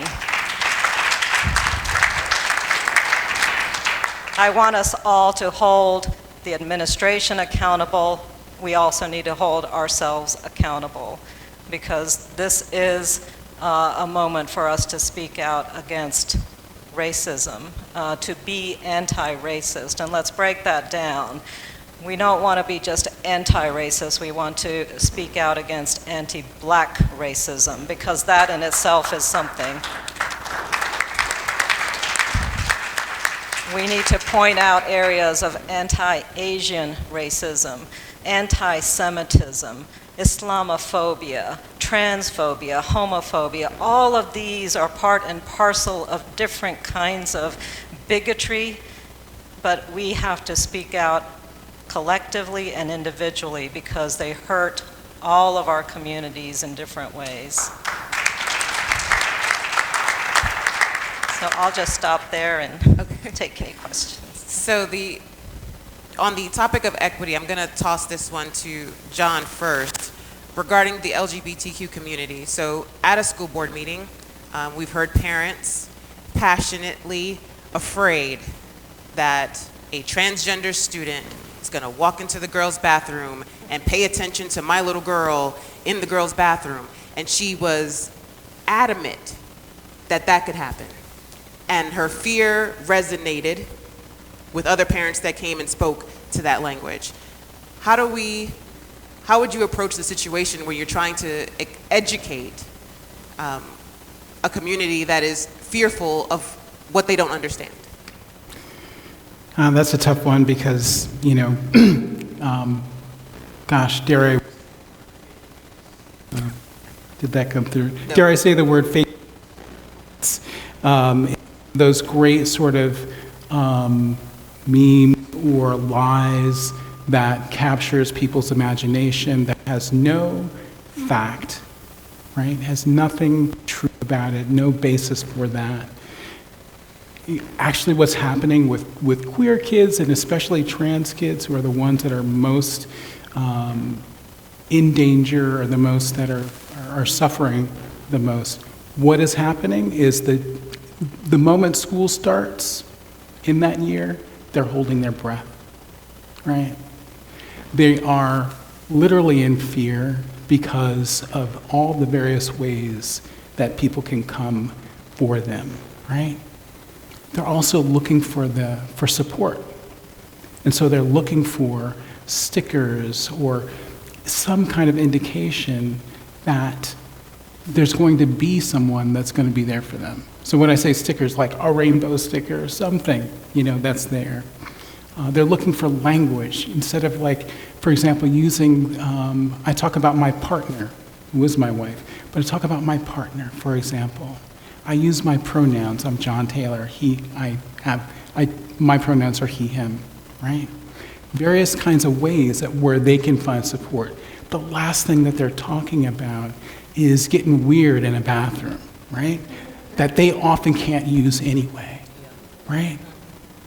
And so they're often running from one end of the campus to another to where they can use the bathroom anyway. So this is all just this made-up, beautiful sort of story to cause people to freak out for no reason. So to Christine, the teacher that has to handle that conversation in the classroom, right? So my child wants to be identified as a boy. They want to be called Larry. How does the teacher handle that in the classroom, considering the environment that we're in? Because you have people in that classroom whose parents are like, don't you do that. Don't you tell my child anything regarding that subject. Isn't that just a very difficult arena for a teacher to navigate? It definitely can be. As a secondary teacher, I got to have a unique relationship with my students.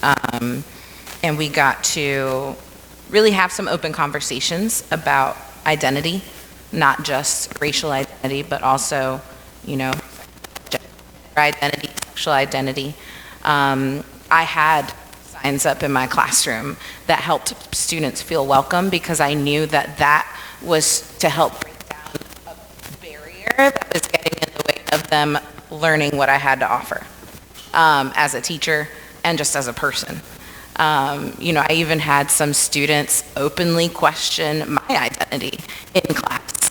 And instead of shying away from the conversation and saying, oh, we can't talk about that right now because we have to focus on X, Y, and Z, I made it into a conversation. I said, well, I do identify as this, but would there be an issue if I identified otherwise?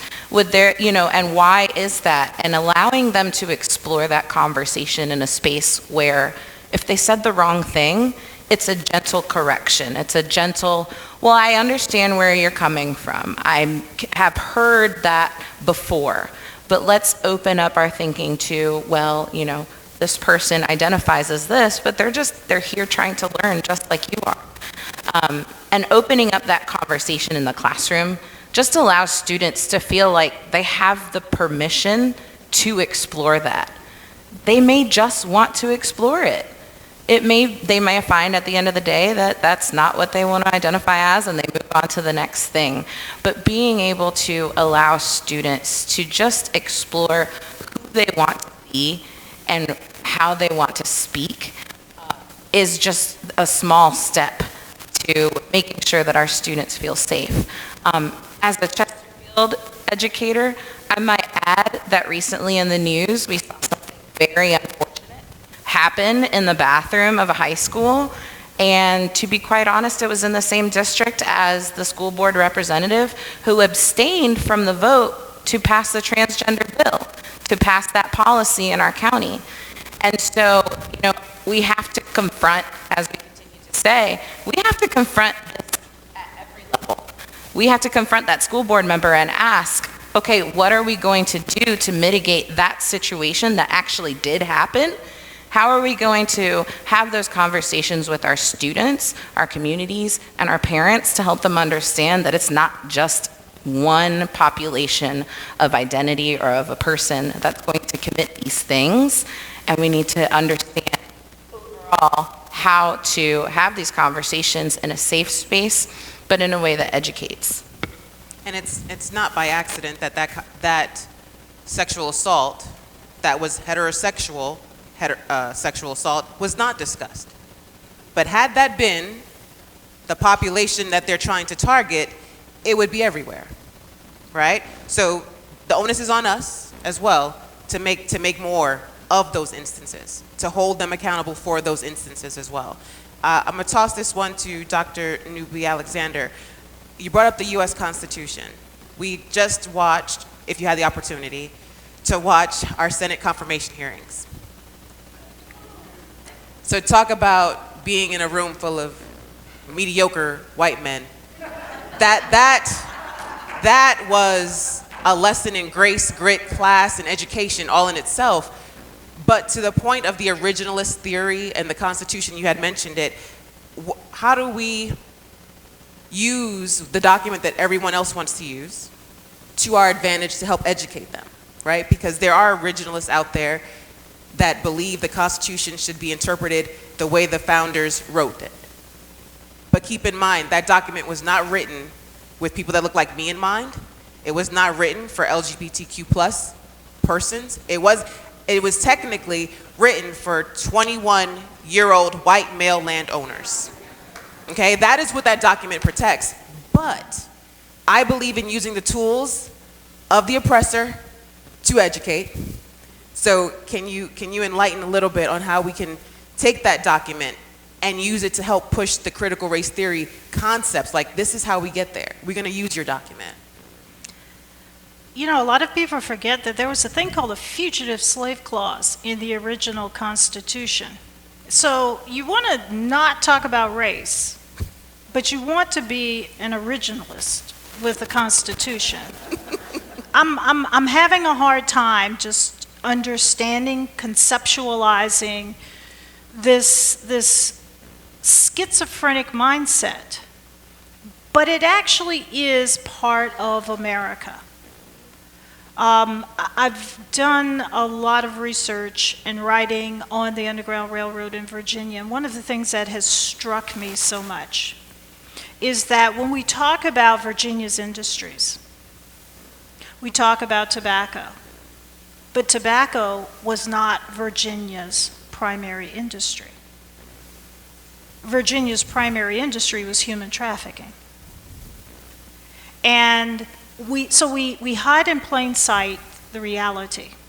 We don't talk about and list in the census records and in the city directories and county directories, we don't list people as slave traders. We call them euphemistic terms, merchants, and just traders in general. We had slave jails and slave markets that never had an address identified. We would put it in newspapers and say, oh, take them to the slave jail, but never say where, because everyone knew where it was. It was in the center of town because the center of town was the center of commerce. And so we have had this difficult relationship with truth and reality in our society. And it began with our Constitution, where we try to talk about these aspirational ideals. But the Constitution basically, while it applied to everybody in the country, it only empowered less than 10% of the population. So all these people, you know, it's just like people who want to imagine themselves on an antebellum plantation when they love to get married, or, you know, be part of some sort of antebellum ball. And I remind people, you would not be there. I don't know what your fantasy is or why you have that particular fantasy, but you would not be there because you are not part of that 1% who would actually be there. Not only that, But that plantation is fictional as well, because if you look at most of the plantations during that time, they were small farms. So I don't know where people get these ideas except through the media. Our culture as a society has perpetrated a lot of lies, a lot of illusions, a lot of delusions, and a lot of stereotypes. And the biggest one has to do with our Constitution. I would venture to say that probably only about 10% of our population has actually read the Constitution. And those who are clamoring for certain things in the Constitution the most are the ones who have not read the Constitution, because they could not possibly say the things that they say about having an original idea. Let's go back to this original concept. And I know Justice Scalia was one of the first people, and I want to say, I'm sorry, sir, you would definitely not have the Constitution apply to you. And so I'm really having a difficult time with ignorance, and with intentional ignorance for political one-upsmanship. But I would, thank you, but I would say the most important thing is that people of good conscience, people who understand, people who know, have to stop being afraid to speak out. Fear is a killer of dreams, is a killer of the potential, and it can be the killer of our society. And so this notion that people want to go back to the original concepts of the Constitution, think about this. Now, the Constitution's ink was not even dry before amendments were added. And those amendments explained how to apply the Constitution. So we have a Supreme Court, but it wasn't even called a Supreme Court in the original document. It really wasn't until Marbury versus Madison, I'm starting to get legal now here, but it wasn't until that particular court case in the 19th century that told us how the courts are going to operate. And so we have a document that had no operational guide. It was President George Washington who created a part of an operational guide. But the original Constitution did not even have a real governmental structure associated with it. And so when people say that, what they want to do is eliminate people's rights. Whenever they say that, and I remind them, you know what, shoulda, coulda, woulda. That's a shoulda, coulda, woulda. We're not there. We are centuries past that point. If you want to go back to that time, please invent a time machine and go back and live in that time. And I guarantee you, you will not enjoy that time, because you will not be one of those privileged individuals. Where we are right now, because the Constitution was written to have amendments, the very concept and ideology behind the Constitution was to change, was to adapt, was to correct. And so if we talk about and celebrate the incredible brilliance behind the Constitution, and we want to ignore the very fabric of how the Constitution was supposed to change, was supposed to adapt, was supposed to expand, then we really do not know what that Constitution said. It's important in the classroom to teach students this. I don't know why we want to go and create a George Orwellian 1984 world, or an autocratic world where the idea of freedom is only defined by a few people, and it's freedom to do what I want you to do. That's not freedom. And so I would like for people to realize that your freedoms are being conscripted. Your freedoms are being challenged. I know that our young people especially are, and our society in general, is caught up in entertainment. But you know, there are a lot of apocalyptic entertainment movies and films out there. Which one do you want to live in? because they're all scary. And so the world I want to live in is one in which my freedom should not be intruded on by your freedom. And in a cooperative society, you have to find that middle ground.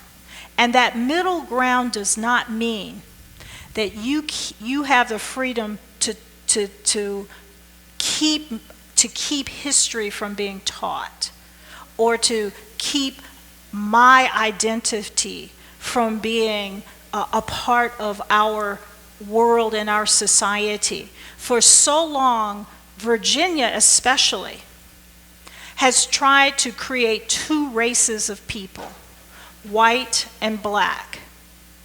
And I have news for everybody. Virginia hasn't been white or black since 1619, because people intermingle. And they have been intermingling for over 400 years. And even before the first Africans were forced to come to Virginia, the white men here were intermingling with the women, the native women. And so the reality is different than this artificial construct that we have in our world and our society. And it's important that we not only acknowledge that, but we talk about it. We have our children know that history so that we can live in the civil society together. Thank you.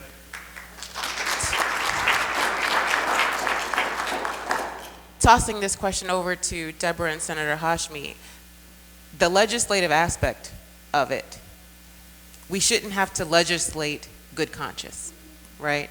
You talked about the things that you're having to fight in Congress that are coming, in the General Assembly that are coming to you. What is it that you need the people in this room to do to help you with that battle? Because we have an election every year in Virginia, right? So we have our opportunity, but what else can we do, Senator Hashmi, to get you what you need to help fight the good fight? That's a great question, and I think a lot of the folks who are in this room are already very, very much involved in that good fight, because I certainly see you in the halls of the General Assembly. I see you during session, and you are speaking out in our committee meetings and representing the good fight. So we need more of that, though, because the other side is quite loud and quite aggressive in delivering their message and making sure that they are getting the national public and the media attention. And we want to make sure that we have all of the full representation of points of view adequately expressed. And so being intrinsically involved in the legislative process, identifying those harmful bills, particularly those bills that are going to impact your community or the people that you love and care about, and then speaking out with courage to address that is really what we need. And I know it takes a lot of courage. I have personal friends who are involved in this, and particularly during session this past year, we saw very transphobic bills attacking trans children in our school system. Even though we have a Department of Education policy now to protect trans children, there were attempts to dismantle those policies, and those attempts were those attempts came with bigotry. The people who spoke in support of those transphobic bills really came to speak about their own bigotry against trans children. And I have friends who brought their trans children to the General Assembly. What courage it takes, first of all, for the family to step out publicly to do that. But what broke my heart was that a child has to do that. A child has to come in front of adults and ask for their dignity, for their human right, for their representation, for the acknowledgement of who and what they are. And that is not a burden that we should be putting on our children. That is something that we as adults ought to have the courage to do. And I think the more that we are able to address it, to speak it, to shine light upon it, the more the way we will be able to create that kind of inclusive society, because I know there are far more good people in this world than there are those who try to oppress and take away the rights of others, and so we need to hear your voices. Thank you. Deborah, you're strong in the community, organizing them for your campaign. You were out there knocking on doors, beating the streets. What else can we do to have these conversations a little bit more often, or reach an audience that really doesn't want to hear what we have to say? How do we can you talk to a little bit to how we break down those barriers that you were talking about before? Sure, thanks, Dominique. But first, I just wanted to add to what the doctor just said. I think there's been a glorification of the, quote, founding fathers. When we talk about them, or when some people talk about them, it's just so glorious. But we forget that 27 of the 56 of the founding fathers were slave owners who trafficked them, who sold them, who kept them in bondage. So why would we think that the documents that they wrote would ever have any application to us? So I just think we need to learn our history, and she also touched on 1619. And when people talk about critical race theory, that's the next thing they say, 1619. How many of you in here, and you don't have to raise your hand, read the book or read the 1619 Project? It's history. It's not, you've not heard any of those people complaining about it ever saying that it was wrong. And that's because it told the truth about history. So in order to combat some of these misinformations and some of these talking points, we have got to arm ourselves with knowledge and the education of what really is truth and what is not truth. And that goes back to what my colleague said about fake news. We've got to start combating that and just saying, it's just wrong, you're just not telling the truth.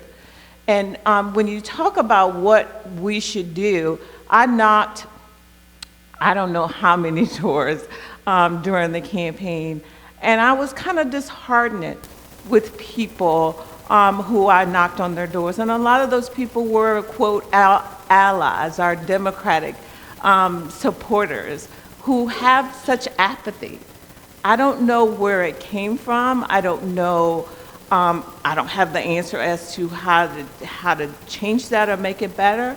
But, Dr. Faison talked about being tired. Well, I'm a 65, almost 66-year-old black woman who's really tired of fighting the same battles over and over again. And, we all know the saying. It's all right to clap about that, because I'm sure you guys are tired of it too.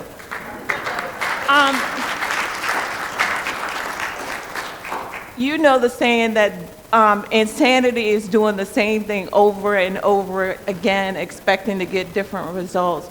We have got to break that cycle of insanity that we are finding ourselves in, waiting for somebody else to speak up for us, waiting for somebody else to be the savior for us, waiting for, I don't know what, to fall from the sky and say, okay, everybody's gonna wake up, we're gonna sing Kumbaya, and this world is gonna be a great place. It is not, people. We are gonna have to do it ourselves. So what I say is, we have got to realize that because we made progress, we can't sit back and rest on those laurels. We have got to continue the fight. I thought the fight was over. I mean, I grew up in segregated South where I didn't go to integrated schools until the 7th grade. I was a part of separate but equal. Listen, people, it is not. And so when we talk about what they're doing in our schools today and wanting to segregate, that's what charter schools are. They're wanting to segregate kids again. Know your history. Know what they're saying when they use these buzzwords. They're trying to make a better society for them and not us. And us is the majority of the people that we live with. So what I would say is, and I did when I knocked these doors, it's like half the people didn't even know their election. Elections have consequences. So we have got to educate ourselves as to who we're putting into office. I think a lot of those parents who were for parents' rights have a whole lot of regret for electing Governor Young. And I hate to say this, but you get what you deserve when you don't do anything. So what I would say to the answer to your question is, we have got to wake up. We have got to realize that nobody's going to come to save us but us. And we've got to get out here. We've got to talk to our kids. We've got to get our young people involved, because I don't know how many, I have a 21-year-old daughter, and I don't know how many of her friends I've talked to who says, that stuff doesn't have anything to do with me. It has to do with all of us. And if we don't start waking up and taking our responsibility and doing it ourselves, it's not going to get done. And we're going to be destined to repeat that history of being right back where we started, in that cycle of insanity. Thank you, Deborah.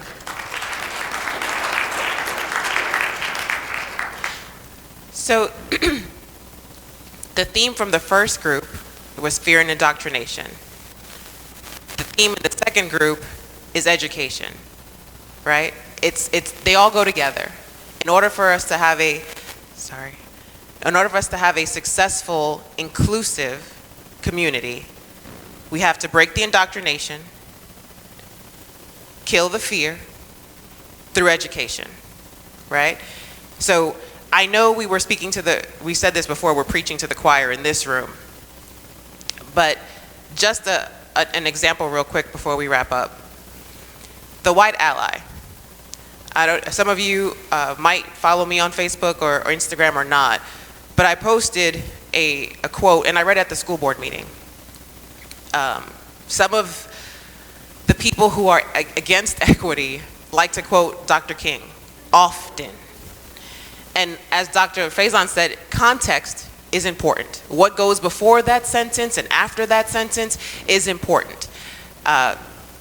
So in the letters from a Birmingham jail, he talks about the white ally, and that the white ally might be the detriment to what he was trying to achieve. And what was he trying to say to that? I had a conversation with a white friend of mine. I call them my work mom, right? She was awesome. She has always been awesome. I've known her for 12 years. We went to lunch and we were having a conversation, and I started crying during the conversation, listening to the words that were coming out of her mouth that she didn't fully understand what she was saying and how it affected me. And what I want you to understand is that I should not be the exception to the rule, right? Often black people are always told, you're very articulate. I just want you to know, just in case you did not know, you're hearing it from a black friend, that is a microaggression. Please do not tell an educated black person that they... Because what that is saying, if you look up the definition of the word articulate, it's the ability to communicate a thought. Children can communicate a thought. So you're telling me that you're impressed by my ability to communicate a thought. She didn't understand, because I could see it in her eyes when she saw me crying, the words that were coming out of her mouth, and her inability to understand that what she was saying impacted just beyond me and not just me. She was hurt by what she was saying to me. So she's not a Karen, I gave it a new name, it's Betty, right? So Betty is your white ally who is at the fight with you, at the marches with you, advocating next to you, but still not aware of what's going on around them. When I brought up the charter bill, when I brought up Governor Youngkin's Executive Order Number 1, when I brought up the whitewashing of history, she was oblivious to that actually happening. Because the circle that you're in is all that you know, right? So on this list of what we can do, I need you to get up and find another circle. I need you to get up and go to a different place. I said at a school board meeting, I need those representatives to go to a different school and meet some different people. Christine was mentioning, she teaches ESL and Spanish for teachers. I'm bilingual. The school that my children go to has a significantly heavy Hispanic population. How many people in that building do you think speak Spanish? One. One person. And do you know that these teachers are using Google Translate to try to communicate to their parents and their students? That is terrible. Number two, open up. Have an open mind and be open to these conversations. Both panels have said it's going to be uncomfortable. And if it's uncomfortable, then you know you're doing the right thing. Because it's not meant to be easy in your spirit. It's meant to stir you up. It's meant to make you cringe when you hear those words coming out of the person that you consider a friend, their mouths. Third, speak up. Senator Hashmi already said it. We've heard everyone else say it. We have to speak up. You can no longer sit silently on the sidelines. If you follow me, you hear me say that all the time. It's time to get in the game. We can't afford any more sidelines. We can't. So if you're for us and about us, and I say us inclusively, Black, brown, LGBTQ, because we need all those voices. We cannot do it alone. And the last one, lift up. We can't, there's enough success and prosperity in our country for everyone. And this concept that only one group can win is a lie. As you reach one and you teach one, lift up another one. Spend the time it's going to take to lift up each other, because only together can we get through this. And I know that everyone is not a, but I'll just say that there's a part that talks about faith without works. So for everyone who's waiting on Jesus to fix everything, I hear you. I hear you. But what are you doing to help Jesus out? Because he's got a lot of stuff to do, okay? So let's follow the get up, open up, speak up, lift up, so that we can get past some of these things and thrive. Because then we can't do it alone, we have to do it together. I want to thank everybody for their time, for coming out this afternoon. I know we went long, but you saw the fire from our panelists. Thank you for watching on YouTube. Thank you for the church. Pastor John, thank you for letting us be here in your church, in your sanctuary, and the organizers. Thank you, everyone, and thank you for the drive home.